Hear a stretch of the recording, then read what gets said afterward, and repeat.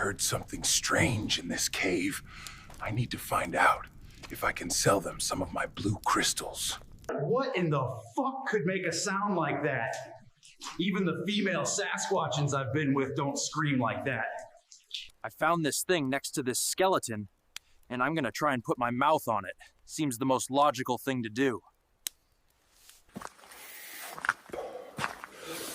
No.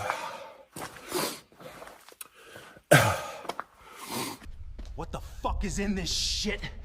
It's got a mighty kick to it. It's in my fucking brain. Hey bro, are you okay? Fuck, where the fuck am I? I'm not sure what that thing contained, but I'm lucky Cappy Poppy was here to wake me up. Thanks, bro. Apparently I like capybara meat now.